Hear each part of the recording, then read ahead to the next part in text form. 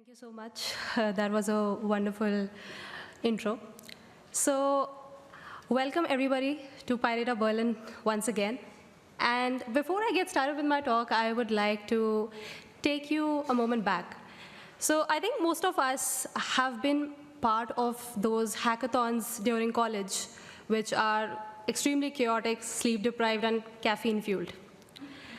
So, at one such hackathon, we built this machine learning model of identifying garbage in an image. So we were actually working on building a like an automated garbage sorting system through computer vision. And when we demoed it to the jury, one of them asked a very simple yet a powerful question. Why does your model think that this image has garbage in it? And we froze. We did not really have the answer to it. We just knew we had fed a lot of training data set which looked like it, and based on that, it is giving us this prediction. There wasn't any specific reasoning given to it. So yeah, I mean, we were heartbroken, came back, and that's when I did a little research on it, and that's when I realized that having a good model is, like a successful model is a different thing. But a trustworthy model is absolutely something like which we should look forward to.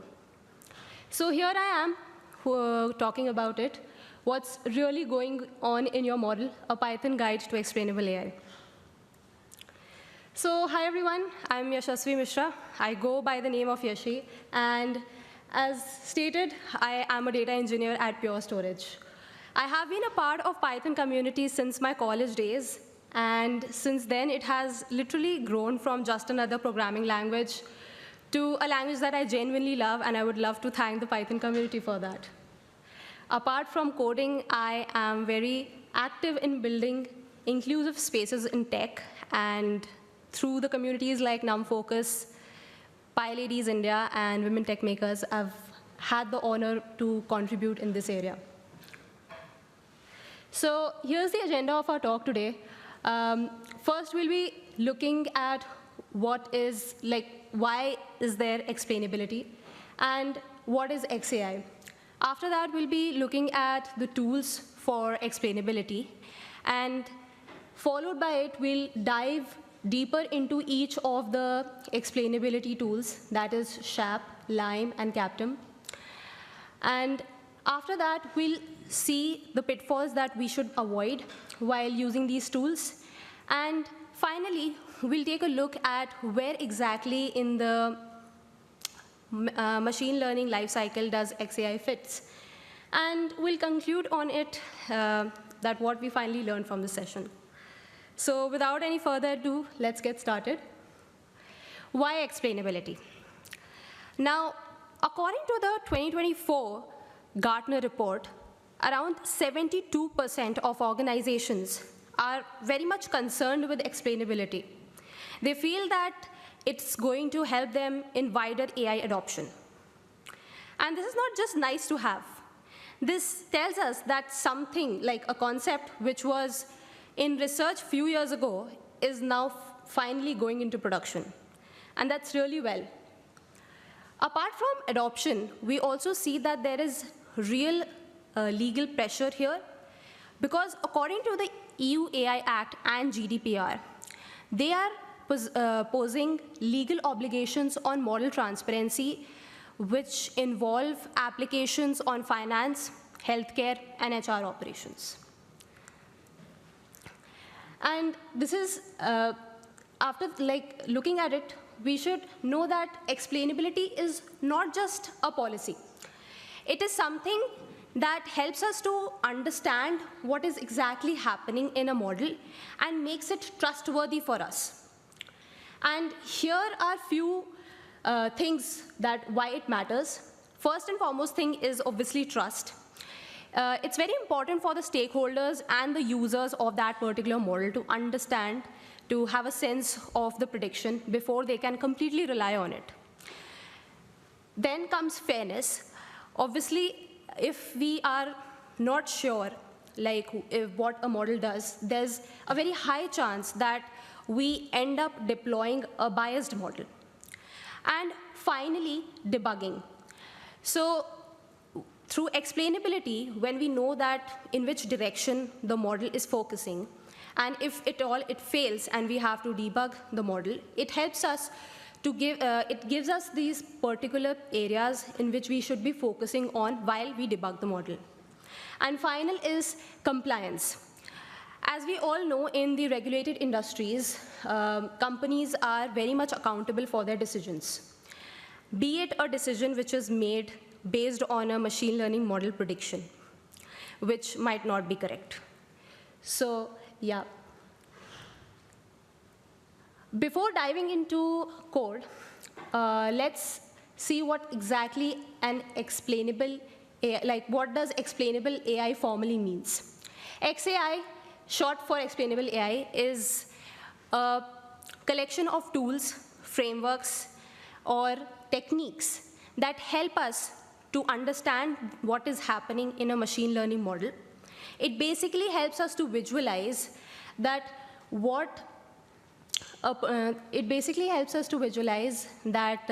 what features in a tabular data are contributing towards a certain prediction. And in case of an image, what are those pixels which are contributing to this particular prediction? And key goals of XAI are as follows: transparency. It's very important for us to know that what's exactly going in behind the scenes of the model. Interpretability. It's important that people should know the logic that is being used by the model to derive a certain decision. Trustworthiness, as we last discussed, when the users know that how a model is going to behave, it's very easy for them to rely on it. And finally, coming to feedback loop. When there's debugging which is involved in the model, and so what happens is that we can, the explainability gives us the areas in which the model is focusing, and there we can get basically the subject matter experts to look into it and give a proper feedback and how we can actually improve the model. So I think it's very safe to say that XAI bridges the gap between it basically bridges the gap between the high-dimensional complex models and the need for fairness and accountability. So here's one industry snapshot as well. We can clearly see that 95% of industries have faced AI mishaps, while only 2% of them are focusing on responsible AI practices. 80% of them have reduced errors, few errors basically, using XAI, and around 17% have just started acting on it, whereas 40% are still considering to use it. So now let's dive into the practicality of explainability and not just theory. So here are three very powerful Python libraries that are used, and they are pretty much, and they are very famous in the explainable AI space: SHAP, LIME, and CAPTIM. SHAP stands for Shapley Additive Explanations, and it is based on this game theory, wherein it states that which feature in a tabular data or which pixel in an image data is contributing to a certain prediction. And it works in both global and local manner. Global means that it will take into account the whole data set, and in local, it will focus on a certain incident and will dig deeper into it. LIME stands for local, local interpretable model agnostic explanations, and it is very quick and intuitive. So it focuses on local explanations. Basically, it states the local explanations of the models, wherein it sees that it will focus on a certain prediction, just like a flashlight, And finally comes Captum, which is primarily built for PyTorch models. And if you are working with RNNs, CNNs, and transformers, Captum, and basically using PyTorch, Captum is your go-to library. So before we dive into it, the dataset that we'll be using today is the MNIST, like the good old MNIST dataset. And so for those of you who don't know, MNIST dataset is a collection of handwritten digits, like 28 by 28 grayscale images from 0 to 9. So that makes it all 10 categories. And it has around 70,000 images, 60,000 for training, and 10,000 for testing. The reason why I chose this dataset was that this dataset is very much interpretable by humans, and this dataset has very less noise. So all the images are very clear and centered. Hence, if a model is actually not functioning properly on this dataset, there's a high chance that there might be something wrong with the model itself rather than the dataset. So yeah, coming to SHAP for image explanation. Now, as we saw, what happens is that SHAP is based on this game theory concept, which states that how much does each player contribute to the final outcome? And in our case, it's the pixels in an image. So SHAP helps us to visualize these very pixels in the form of a heat map, and it basically shows us that how are they contributing to the final output or the prediction. And it tells us that, it basically tells that how those pixels are contributing positively or negatively. Why we are using SHAP, like if I talk about the pros, it is theoretical soundness. It has like a very solid backing of reason. And coming to the debugging aid, since it gives us a very clear visualization of why this, why is it exactly happening, it helps us a lot in debugging the model. And finally, it's very stakeholder friendly. So a lot of times we are dealing with stakeholders who are not very technically sound. So what happens is that since this library will give us the visualizations, which is very much interpretable by other people, it will help us to share it with our stakeholders as well. So here's the code. And after loading the data set and normalizing it and doing the one-hot encoding labels, we built a very simple CNN model using convolutional pooling and flattening, and finally the dense layers, so that the patterns of the images are very well captured. After that, what happens is that we will be taking 100 random images from the data set, and finally we'll take around 5 images from the data set for testing purpose and apply the SHAP library on it. As you can see here, if we look at 2, you can see that the red dots here are the ones which are on the curves of the digit, which are basically driving it towards the prediction that it's digit 2. However, the blue spots that are here are the ones which are away from the digit, and they are basically driving it away from the prediction. So, as I said earlier, that SHAP tells us, though it's making us visualize the pixels who are contributing to the prediction, we can say the red ones are the ones who have a positive impact, and the blue ones have a negative impact. Same is the case for 0 and 4. And yeah, so this is it for SHAP. Coming to local explanation with Lime.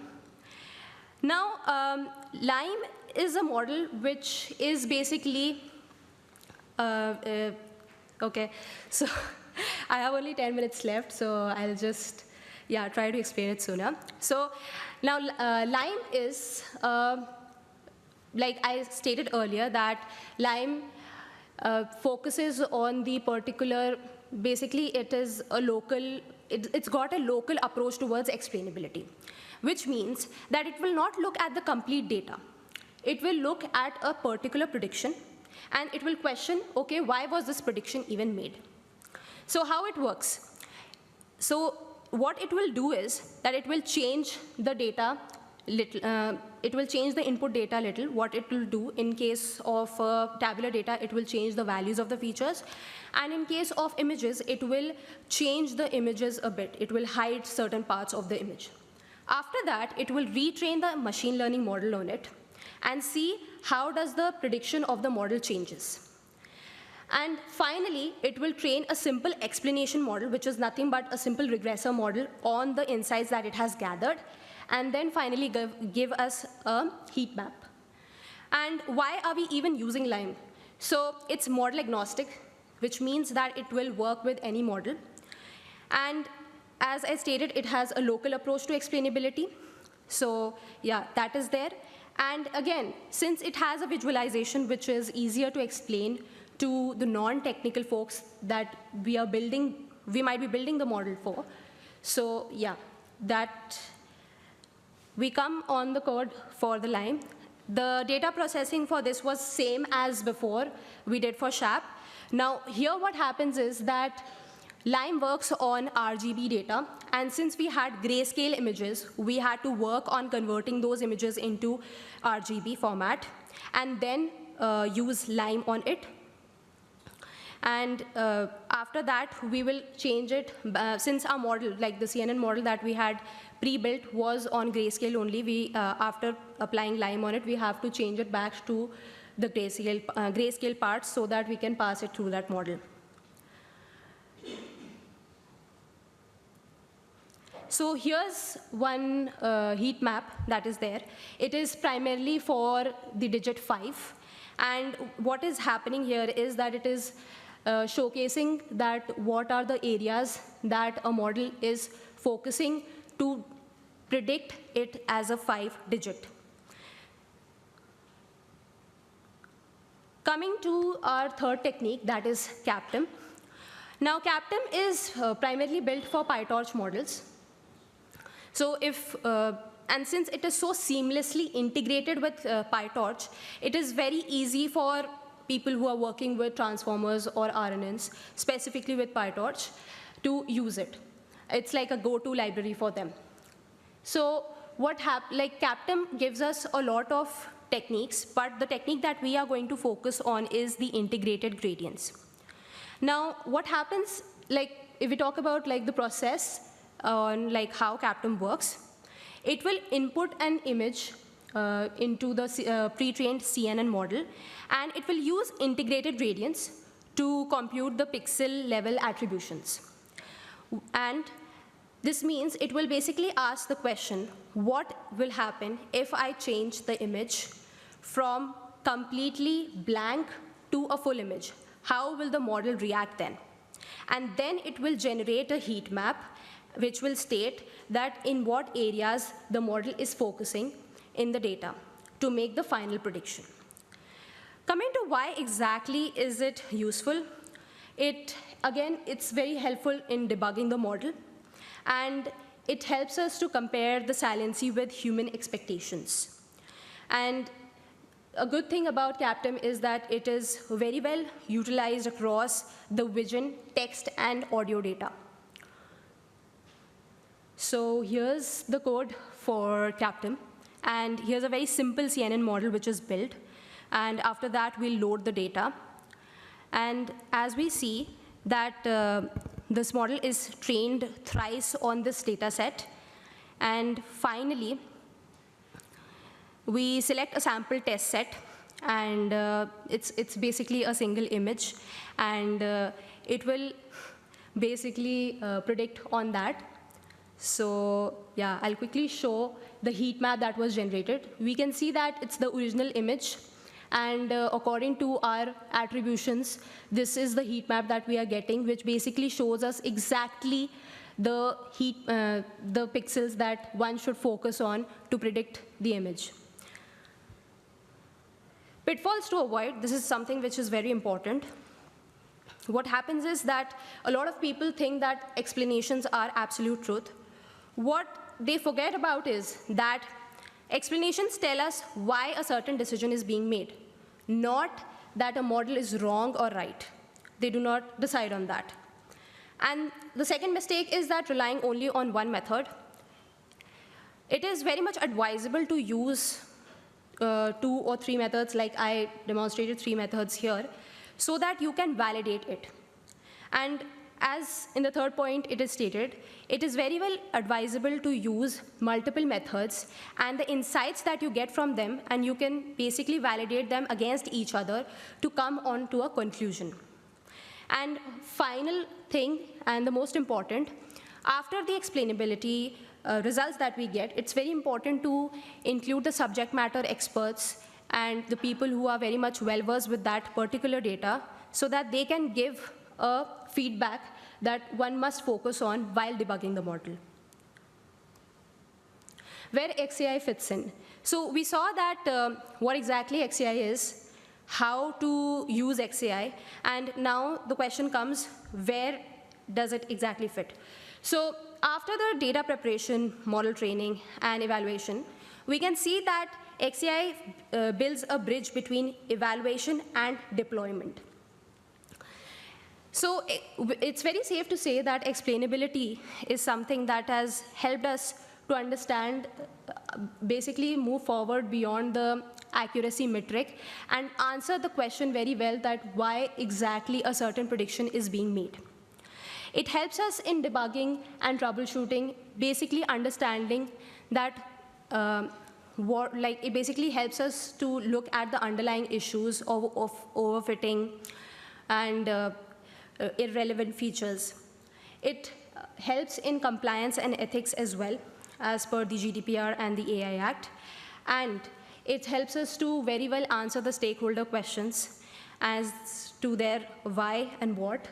And also, it helps us to answer the different business queries that might arise in future when the model is shipped in production. So coming to the last slide of the talk of what we learned today, explainability is a combination of trust and insight. Through different techniques like SHAP, LIME, and CAPTAM, we made sure that we know that why a particular prediction is being made and how we can debug it for more clarity, fairness, and compliance. The tools that we used, SHAP, was very mathematically grounded and helped us to look at the data in both global and local manner and give a proper reasoning to the predictions. LIME, on the other hand, focusing only on the local side of it, but still helps to, basically, if you have to look at a particular incident, there might be a case that you must be looking at a particular prediction which is problematic for the whole model. Then I think LIME is something that we would be using. And finally comes CAPTAM, which is deep learning insights that we get using the PyTorch model. So we know that responsible AI in practice is something that we should take more seriously. And this is something that I still do not see in a lot of projects, because most of the times people are just chasing the accuracy and the other metrics. But focusing on this area would actually help the project in long term when you try to scale it. So this is it. Thank you so much for having me here.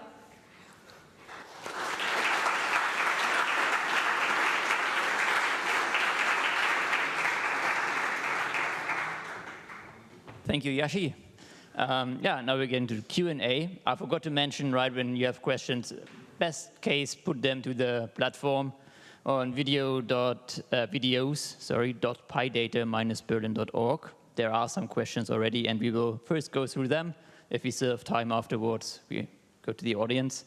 Yeah, and the first question here is, do you foresee a possibility of using explainable AI for LLMs and generative AI? Very nice question, actually. So as of now, I have used it primarily on the traditional ML models that I have worked. And absolutely, any prediction or anything that is coming up like LLMs or through Gen AI, it's very important to have like a proper explanation to it.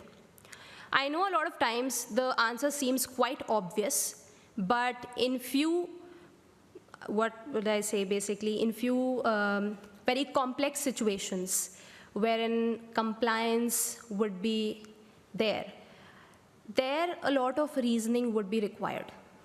And at that moment, we cannot say, it just looks like it. We need to provide reasons for it. So as I said in the last slide, that I still do not see a lot of projects incorporating explainable AI. But if we look forward to scaling it, maybe taking it even more further, it's generally advisable to take a little more effort to do this. All right. Yeah, I think the next question goes a bit in the direction you just mentioned, and it's, how much time do you usually spend on explainability in a real-world project? So thank you for that question as well. As of now, these things are something that I am working as a side project.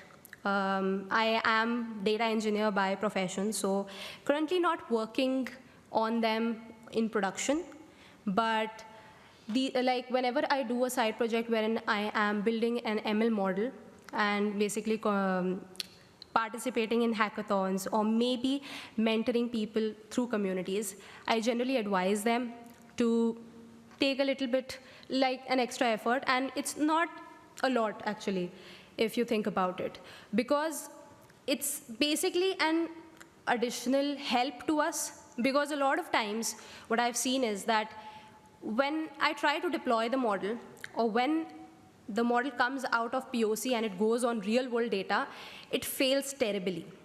And if I have done one extra step of explainable AI, it will tell me that in which direction the model is thinking. So I just know where do I need to go and fix it. What are the outliers, what I have to focus on.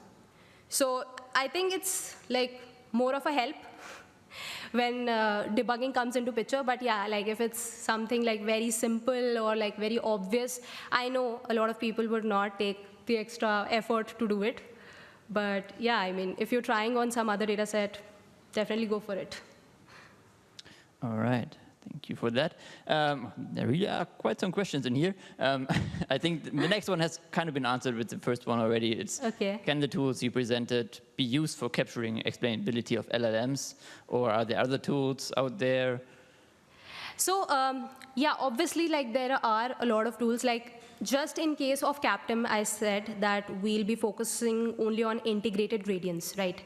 Now, apart from integrated gradients method, CAPTM has a lot more things, I mean, a lot more methods to go forward with. So what I showcased here were like 3 main that I have used and worked upon. But it's advisable, I mean, if you find a much better library, please let me know. I would like also try on it. Yeah. Okay, thank you.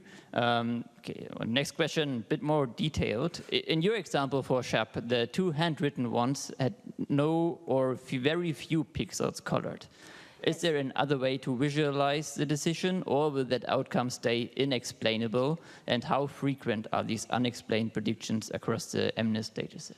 So yeah, that is something that I also saw. Like for 3 of them, I did have like a lot of things. But what happens is that the more you train it and the more you look forward, like basically, I had taken only 100 images in the training set as a baseline. So had I taken a lot more, or maybe a broader set, because the data is of what, like 60, 70,000. So I think that would help even more in visualizing the SHAP. And yeah, so I think if you increase the training data set, it will help more on the SHAP visualization. All right, thank you. Sadly, we're out of time already. There's a questions left here, but it is already time up. So yeah, just give it up one last time for Yashi, please. Thank you so much.